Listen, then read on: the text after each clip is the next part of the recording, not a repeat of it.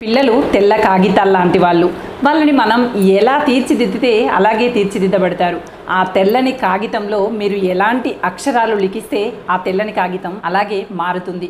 పిల్లలు మనల్ని అనుసరించేటువంటి ప్రయత్నమే చేస్తూ ఉంటారు. తల్లి ఏం చేస్తే అదే చేస్తూ ఉంటారు, తండ్రి ఏం చేస్తే అదే చేస్తూ ఉంటారు, బడిలో గురువు ఏం చేస్తే అదే చేస్తూ ఉంటారు. ఇలా పిల్లలుగా ఉన్నప్పుడు వాళ్ళ వ్యక్తిత్వం రూపుదిద్దుకుంటున్నప్పుడు వాళ్ళకి స్వంతంగా ఆలోచించటం, విచక్షణ అనేవి పెద్దగా తెలియవు. కాబట్టి పెద్దలు ఏది చేస్తే అదే చూస్తూ చేస్తూ నేర్చుకుంటూ ఉంటుంటారు. అయితే కొంతమంది పిల్లల పెంపకంలో సఫలీకృతం అవుతుంటారు, మరికొంతమంది విఫలీమవుతూ ఉంటారు. మరి పొరపాటు పెంచిన తల్లిదండ్రులదా లేక పెరిగిన బిడ్డలదా అనేటువంటి అంశాన్ని చూద్దాం. ఎందుకు ఈ అంశాన్ని నేను చర్చకు తీసుకున్నానంటే, ఓ తల్లి విపరీతంగా బాధపడుతూ, నేను నా కొడుకుని అల్లారు ముద్దుగా పెంచి పెద్ద చేశాను, కూతురుని కూడా పట్టించుకోకుండా కొడుకుకే ఆస్తినంతా ధారపోశాను, కానీ నా కొడుకు గడప కూడా దాటనివ్వకుండా నన్ను చాలా చులకనగా చూస్తున్నాడు, ఆస్తి అంతా లాగేసుకొని మమ్మల్ని ఉన్న దాంట్లో బ్రతకమని చెప్పి నీచమైనటువంటి పరిస్థితికి నెట్టివేశాడు, ఇప్పుడు నేనేం చెయ్యాలో అర్థం కానటువంటి పరిస్థితిలో ఉన్నాను అని చెప్పి బాధపడుతూ ఉంది. తను బాధపడుతూ చెప్పినటువంటి మాట ఏంటో తెలుసా? నేను చాలా కష్టపడి తిని తినక రూపాయి పొదుపు చేసి నా కొడుకును పెంచానమ్మా, కానీ చివరికి ఆ కొడుకే మా బ్రతుకుని ఇలా చేశాడు అని చెప్పి ఆవిడ బాధపడుతూ ఉంది. అసలు ఈవిడ ఎలా కష్టపడింది ఏంటి అనేటువంటి విషయాలు కూలంకుషంగా నేను తెలుసుకున్న తర్వాత అసలు పెంపకం లోపమా, పెరగటంలో లోపమా, పరిస్థితుల లోపమా అనేది నాకు పూర్తి స్థాయిగా అర్థమైంది. ఇలాంటి పొరపాట్లే మరికొంతమంది చేయకుండా ఉండటం కోసం అవగాహన పెంపొందించాలనేటువంటి ఉద్దేశంతో నేటి వీడియోని మీ ముందుకు తీసుకురావడం జరిగింది. ఈ అంశంలో తప్పొప్పులను గురించి చర్చిస్తూ సలహాల రూపంలో మీ కామెంట్లు కూడా తెలియజేయాలని కోరుకుంటూ, వెల్కమ్ టు కీర్తి క్రియేటివ్స్. నేను మీ కీర్తనారెడ్డి.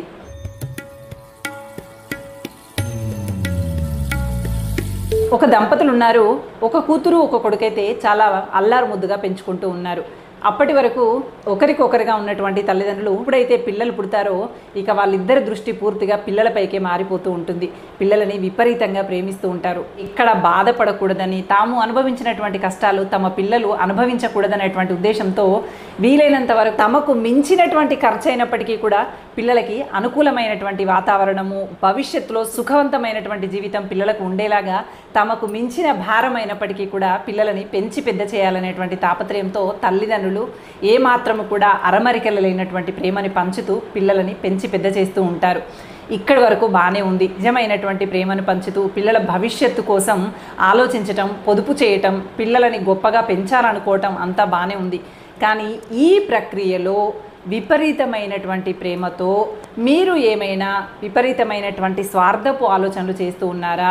మీరు చేసేటువంటి స్వార్థపు ఆలోచనలు చూస్తూ పెరిగినటువంటి పిల్లలు తమకు తెలియకుండానే తమలో అవి జీర్ణింప చేసుకొని పెరిగి పెద్దయిన తర్వాత వ్యక్తిత్వంగా రూపుదిద్దుకున్న తర్వాత మీలాగే స్వార్థపూరితంగా వ్యవహరించేటువంటి అవకాశాలు ఉన్నాయి అనేటువంటి విషయాన్ని గుర్తుపెట్టుకొని మీరు స్వార్థంతో కనుక వ్యవహరిస్తూ ఉంటే అది మీరు ఇవాళ నాటినటువంటి స్వార్థపు విత్తనమే రేపు మీ పిల్లల రూపంలో మహావృక్షమై పెరిగి మిమ్మల్ని దూరం పెట్టేలాగా చేస్తుంది అనేటువంటి విషయాన్ని మర్చిపోకండి. ఎందుకంటే పిల్లలు మనల్ని అనుసరిస్తారు. అనుసరించిన తర్వాత అనుకరించటం నేర్చుకుంటారు. చిన్నప్పుడు అది సరదాగానే అనిపిస్తుంది, కానీ పూర్తిగా యుక్త వయసుకు వచ్చిన తర్వాత వాళ్ళకి తెలియకుండానే వాళ్ళ జీవితాల్లో అవన్నీ వేళ్ళూని కొనిపోతాయి. అందుకోసమని పిల్లల పట్ల ఎంత ప్రేమ ఉన్నప్పటికీ కూడా స్వార్థపూరితంగా ఆలోచిస్తూ ఎవ్వరికీ లేనిదంతా నా పిల్లలకే కావాలి అన్నట్టుగా మీరు ఆలోచించినట్లయితే అది మీ పిల్లలకి మీరు చెడును చేస్తున్నట్టే లెక్క. స్వార్థం అంటే ఇక్కడ ఏంటి అంటే, ఈవిడ అతి ప్రేమతో తన కొడుకే సంతోషంగా ఉండాలనేటువంటి ఉద్దేశంతో ఎంత స్వార్థంగా ప్రవర్తించిందో తెలుసా? దాని ఫలితమే ఇప్పుడు ఈమె అవసాన దశలో అనుభవిస్తుంది. ఎంత స్వార్థంగా అంటే, అతని సరిగ్గా చూస్తే ఖర్చు అయిపోతుందని, మామని సరిగ్గా హాస్పిటల్కి తీసుకెళ్తే డబ్బు ఖర్చు అయిపోతుందని ఓర్చుకోలేనటువంటి గుణంతో ఆడపడుచులతో, అత్తమామలతో రూపాయికి గొడవ పడుతూ ప్రతి రూపాయిని లెక్క రాసుకుంటూ గీజులాడి వాళ్ళ దగ్గర నుంచి డబ్బుని లాక్కొని వాళ్ళు ఏడుస్తూ బాధపడుతున్నప్పటికీ కూడా లెక్క చేయకుండా నా కొడుకు దాచాలి సొమ్మంతా, నా కొడుకు దాచాలి, నా కొడుకు గొప్పవాడవ్వాలి అన్నట్టుగా తన ఒంట్లో శక్తి ఉంది, లాక్కోగలిగేంతటి కుతంత్రము ఉంది. అందుకోసమని భార్యాభర్తలు ఇద్దరు కూడా కొడుకుపై విపరీతమైనటువంటి ప్రేమతో ప్రతి రూపాయిని కూడా నా కొడుకు భవిష్యత్తులో కావాలన్నట్టుగా దాచి ఉంచటం. వీళ్ళు ఆర్థికంగా బాగానే ఉన్నారు, కానీ మిగతా వాళ్ళందరూ ఆర్థికంగా వీళ్ళకన్నా తక్కువ స్థాయిలో ఉండటం వల్ల వీళ్ళ వీళ్ళ దగ్గర చేయి చాచాల్సినటువంటి పరిస్థితులు అనమాట. ఎక్కడ అందరితో బాగా ఉంటే డబ్బును మన నుండి డబ్బును అప్పుగా అడుగుతారు అని చెప్పి అందరినీ దూరం పెడుతూ అన్ని సౌకర్యాలు వీళ్ళే తీరుస్తూ పిల్లవాడిని పెంచి పెద్ద చేశారు. ఇలా ప్రతిదీ స్వార్థంగా ఆలోచిస్తూ బఠానీ గింజ అంత డబ్బుని కూడా పోనివ్వకుండా గింజి అయిన వాళ్ళ దగ్గర నుంచి లాక్కొచ్చి మరీ పొదుపు చేసి పిల్లవాడిని పెంచి పెద్ద చేశారు.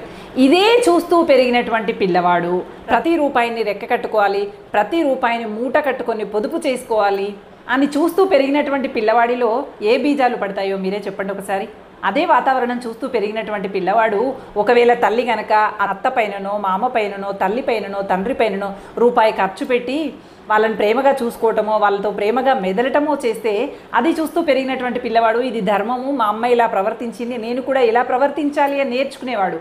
కానీ అలా ప్రవర్తించకుండా నాయనమ్మ వస్తే అలా, అమ్మమ్మ వస్తే ఇలా, తాతయ్య వస్తే ఇలా అనవసరమైనటువంటి ఖర్చులు అవుతాయి అన్నట్టుగా అందరినీ దూరం చేస్తూ రూపాయి పొదుపు చేస్తూ కొడుకు కోసం దాస్తూ పెంచి పెద్ద చేసినటువంటి పిల్లవాడు డబ్బు కుప్పపైనైతే కూర్చున్నాడు, కానీ సంస్కారంలో మాత్రం పూర్తి స్థాయిలో లోతులో పడిపోయాడనే చెప్పాలి కదా.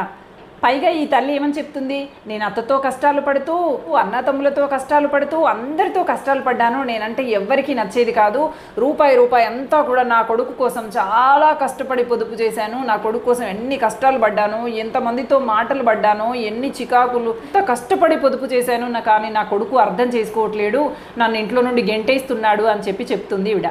ఇప్పుడు ఈవిడ పైన సానుభూతిని వ్యక్తపరచాలా, ఈవిడ చేసిన తప్పుని ఈవిడకి ఎత్తి చూపించాలా, నాకైతే అర్థం కాలేదండి. మరి మీకేమైనా అర్థమైతే నా కామెంట్ సెక్షన్లో తెలియజేయండి. ఈవిడ ప్రవర్తన సరైందే అంటారా? ఎవరమైనా నిత్యం యవ్వనంగా ఉంటామా చెప్పండి? ఇలా యవ్వనం అనేది చాలా తక్కువ బుద్భుతప్రాయంలాగా చాలా తక్కువ కాలంలో ఉంటుంది. ఆ టైంలో నీ శక్తి చేస్తానన్నదల్లా చేసి చూపించగలుగుతావు ఆ వయసులో ఉన్నప్పుడు. ఇంకా అప్పుడు నువ్వు ఎలా ప్రవర్తించావు అన్నదాన్నే ఆధారంగా చేసుకొని అదే పునాదిగా వేయబడుతూ నీ అవసాన దశ, నీ వృద్ధాప్యం నిర్ణయించబడతాయి అనేటువంటి విషయాన్ని మర్చిపోకు. అప్పుడు నువ్వు స్వార్థంగా ఆలోచిస్తూ ప్రతి రూపాయిని గింజుకొని ప్రతి రూపాయి అత్తపైన, మామపైన, ఆడపడుచులపైన, అన్నదమ్ములపైన ఎవరిపైన పెట్టినా ఖర్చయిపోతుంది, అంతా దాచాలి నా కొడుకు, ఎంత దాచాలి నా కొడుక్కి అని దాచిపెట్టావు కదా. అలా చూస్తూ పెరిగినటువంటి పిల్లవాడు ఇప్పుడు నీపైన ఖర్చు పెడితే వృధా దాయాలి అనే కదా అతను కూడా ఆలోచించేది. అదే భావనను చూస్తూ పెరిగినటువంటి పిల్లవాడు, అదే భావజాలాన్ని తనలో పునికి పుచ్చుకున్నటువంటి పిల్లవాడు కొత్తగా ఎలా ఆలోచిస్తాడు చెప్పండి? కొత్తగా ఆలోచిస్తాడంటారా? ఇది ఈ తల్లి ఇప్పటి వరకు ఇలా పెంచుతూ వచ్చినటువంటి కొడుకుని సడన్గా విశాల దృక్పథంగా ఆలోచించమంటే ఎలా ఆలోచిస్తాడు చెప్పండి? ఇది తల్లి ఇలా ఆశించటం తల్లికి న్యాయమేనా? ఇప్పుడు ఆ పిల్లవాడు చేసింది సరైందేనా? లేదా పిల్లవాడు తల్లి కన్నా విభిన్నంగా వ్యవహరిస్తూ ఈవిడ చేసిందే సరైందా? లేదా ఈవిడ యవ్వనంలో అలా ప్రవర్తించకుండా ఉండాల్సిందా? ఈవిడ ఇంత కష్టపడ్డాను అని చెప్తుంది కదా, ఈవిడ ఇంత కష్టపడడం వెనక నిజమైనటువంటి ఆంతర్యం ఏమైనా ఉండదా? దీన్ని కష్టపడడం అంటామా? స్వార్థంతో అందరితో గొడవలు పడడం అంటామా? రూపాయి కోసం అందరితో గొడవలు పడి సమస్యలో చిక్కుకొని ఆ సమస్యలు కష్టాలు వచ్చాయి అంటే నీకు ఆశ, కోరిక, దుర్బుద్ధి అనేది ఎక్కువగా ఉంది కాబట్టి అయిన వాళ్ళందరి నుండి ప్రతి రూపాయి కోసం అర్ధ అనాతో సహా వసూలు చేయాలనేటువంటి ఉద్దేశంతో అన్ని సమస్యలు కొని తెచ్చుకున్నావు. ఆ సమస్యలని నా కష్టాలు వచ్చాయి అంటే ఎలా చెప్పు? నేను చాలా కష్టపడి నా కొడుకును పెంచాను అంటే ఈ కష్టం సరైందని చెప్పాలా? నాకైతే ఏమీ అర్థం కాలేదు. ఆవిడ నోటి వెంట ఆవిడే చెబుతుంది, మా అత్తగారు ఇలా చేసేవారు, మా అమ్మకి నలుగురం అయితే ఎవ్వరూ పట్టించుకోలేదు, నాకేంటి అని చెప్పి నేను కూడా పట్టించుకోలేదు, మిగతా ముగ్గురు పట్టించుకుంటే నేను పట్టించుకునేదాన్ని, నాకు ఒక్కగానొక్క కొడుకు, మరి రేపు నా కొడుకును ఎవరు చూస్తారని నేను పొదుపు చేశాను, ఇంకా మా ఆడపడిచి అయితే అస్సలు మంచిది కాదు, మా బావగారు అయితే భూమిని జరిగి దున్నుకున్నాడు. ఇలా అందరి గురించి సమస్యపూరితంగానే చెప్తుంది ఆవిడ. అందరి గురించి సమస్యపూరితంగానే చెబుతూ మరి కన్న కొడుకుని ఏ ఆప్యాయతల మధ్య పెంచింది, ఏ సంస్కారవంతమైనటువంటి జీవితాన్ని పెంచింది, ఎక్కడ రాజీ పడడం నేర్పింది, ఎక్కడ ఇతరులపై పెట్టుబడి పెట్టాలి అని నేర్పింది, ఆదరణ ఎక్కడిది, ఆచరణ ఎక్కడిది, నిజ జీవితం ఇలా ఉంటుంది అని నేర్పిన తీరెక్కడిది చెప్పండి? ఇవన్నీ ఏమీ తెలియకుండా పెరిగినటువంటి పిల్లవాడు డబ్బే ప్రధానం అనుకుంటూ ఆలోచించినటువంటి పిల్లవాడు ఇప్పుడు కూడా డబ్బే ప్రధానంగా చూస్తూ ఉన్నాడు కదా. దానిలో నువ్వల్లుకున్నటువంటి సాలిగూడు లాంటి విషవలయంలో నువ్వే చిక్కుకున్నావు. ఎవరో బయట నుండి వచ్చి నిన్ను సమస్యల్లో ఇరికించలేదు. ఇప్పుడు పోరాటం ఇన్నాళ్ళు అత్తమామ పైన, ఆడపడుచులపైన, తోడికోడలపైన, అన్నదమ్ములపైన చేసినటువంటి పోరాటం ఇప్పుడు నీ కొడుకుతో కూడా చెయ్యాల్సిందే. ఇప్పుడు నీ కొడుకు ముందు దేహి అని నిలబడతావో, లేదు నాకు కావాలి అని చెప్పి అధికారంతో అడుగుతావో అది నీపైననే ఆధారపడి ఉంది. అలాంటి పెంపకం పెంచింది నీవే కాబట్టి ఆ పెంపకానికి తగ్గట్టుగా ఆలోచించాల్సింది కూడా నీవే. సరైందే అంటారా, కాదంటారా? అలాగే మనం కూడా యవ్వనంలో ఉన్నప్పుడే మన ప్రవర్తన ఆధారంగా, మన సంస్కారం ఆధారంగా, మన నడవడిక ఆధారంగా, మన ఆచరణ, మన ఆదరణ, మనము ఇతరులతో ప్రవర్తించేటువంటి తీరు, ఇవన్నీ చూస్తూ పెరుగుతున్నటువంటి పిల్లలు ఖచ్చితంగా అవన్నీ మళ్ళీ మనపై ప్రయోగిస్తారు అనేటువంటి విషయాన్ని గుర్తుపెట్టుకోండి. మీ చుట్టూ ఉన్నటువంటి పరిస్థితులని స్పృహతో గమనించుకుంటూ అన్ని పరిస్థితులకు న్యాయం చేసుకుంటూ సరైనటువంటి విధానంలో మీ జీవితాన్ని ముందుకు తీసుకువెళ్ళండి. అవన్నీ చూస్తూ పెరిగినటువంటి పిల్లలు ఖచ్చితంగా వాళ్ళు కూడా అదే నేర్పుతో, అదే ఓర్పుతో, అదే చాతుర్యంతో జీవితాన్ని ముందుకు రాణించగలుగుతారు. మిమ్మల్ని ఎక్కడా కూడా బరువుగా భావించరు. మీ జీవితంలో మీరు మీ తల్లిదండ్రులని, అత్తమామని బరువుగా భావించారు కాబట్టి మీ పిల్లలు కూడా మిమ్మల్ని బరువుగా భావించేటువంటి అవకాశం ఉంటుంది అనేటువంటి అంశాన్ని మర్చిపోకండి. పెద్దవాళ్ళకి కావాల్సినటువంటి డబ్బుని వాళ్ళు అనుభవించే వరకు వాళ్ళకి అవకాశాన్ని ఇవ్వండి. ప్రతి రూపాయి నాకు అప్పచెప్పాలి, ప్రతి రూపాయి నాదే కావాలి అన్నట్టుగా మీరు మీ పెద్ద తరాల వాళ్ళతో ఎలా ప్రవర్తించారో చూస్తూ పెరిగినటువంటి పిల్లలు మీతో కూడా వాళ్ళు అలాగే ప్రవర్తిస్తూ ఉంటారు. మీకు అందరికీ తెలిసినటువంటి కథే ఒకటి చెప్పనా నేను ఇక్కడ. ఒక ఆవిడ రోజు అత్తగారికి ఒక ముంతలో అన్నం పెడుతూ ఉందట. చాలన్నము, చాలికూర అన్నీ కూడా ఆ ముంతలో వేసి అత్తగారిని తినమని చెప్తూ ఉండేదట. అప్పుడప్పుడు ఈవిడ హడావుల్లో ఉన్నప్పుడు, పనిలో ఉన్నప్పుడు కూడా ఆ మట్టి చిప్పలో వేసిరమ్మని చెప్పి కొడుకుకి ఆ చలన్నాన్ని, చలికూరనిచ్చి నాయనమ్మ ప్లేట్లో పెట్టేసి రాపు అని చెప్పి పంపించేదట. ఇక చిన్న పిల్లవాడిగా ఉన్నటువంటి వాడు చూస్తూ పెరుగుతున్నటువంటి పిల్లవాడు ఇక మిగిలినే తీసుకెళ్ళి నానమ్మ చిప్పలో పడేయటము, నానమ్మ తినటము, కడిగి దాచిపెట్టుకోవటం అలా చూస్తూ ఉండేవాడట. ఇలా కొంతకాలం తర్వాత ఒకరోజు ఆ నానమ్మ చేతిలో నుండి చిప్ప జారి కింద పడి పగిలిపోయిందట. అప్పుడు నానమ్మతో పెద్ద గొడవ వేసుకొని అరుస్తూ ఉన్నాడట. తల్లి ఏం జరిగిందో అని చెప్పి పరుగున వచ్చి కొడుకుతో, ఏంటి ఏం అరుస్తున్నావు, నానమ్మ పైన ఏం అరుస్తున్నావు అని చెప్పి అడిగితే అప్పుడు ఆ కొడుకు చెప్పాడట, అమ్మ నానమ్మ ఈ ముంతను పగలగొట్టింది, ఈ చిప్పను పగలగొట్టింది. రేపు నువ్వు ముసలావిడవయ్యాక నేను ఈ చిప్పల్లోనే కదా నీకు అన్నం పెట్టాల్సింది. ఇప్పుడు ఈ చిప్ప పగలగొట్టింది, మళ్ళీ నేను కొత్త చిప్ప ఎక్కడి నుంచి తేవాలి చెప్పు. నానమ్మ ఇలా చేయటం సరైందేనా అని చెప్పి నానమ్మతో గొడవ దిగుతూ అమ్మతో పెద్దగా అరుస్తూ ఉన్నాడట. అప్పుడు ఆ తల్లి చిన్నబోయిందట. మరి కదా పిల్లవాడు అది చూస్తూ పెరుగుతున్నటువంటి పిల్లవాడు ఆ చిప్పలోనే తల్లికి కూడా ముసలావిడ అయిన తర్వాత అన్నం పెట్టాలని అర్థం చేసుకోకపోతే మరేం అర్థం చేసుకుంటాడు చెప్పండి. మనం గమనిస్తే చిన్నప్పుడు పిల్లలు అమ్మ చీర పవిట ఇలా వేసుకుంటే గమనిస్తూ పెరుగుతూ ఉన్నటువంటి పిల్లలు ఒక టవల్ని ఇలా భుజంపై వేసుకొని అమ్మ ఆట ఆడుతూ ఉంటారు. స్కూల్కు వెళ్ళినటువంటి పిల్లలు టీచర్ను చూసొచ్చి కర్ర పట్టుకొని వచ్చి ఇంట్లో టీచర్ ఆట ఆడుతూ ఉంటారు. ఇలా వాళ్ళకి తెలియకుండానే వాళ్ళు అనుకరిస్తారు. వాళ్ళ వ్యక్తిత్వంలో భాగంగా అది జీర్ణించకపోతూ ఉంటుంది.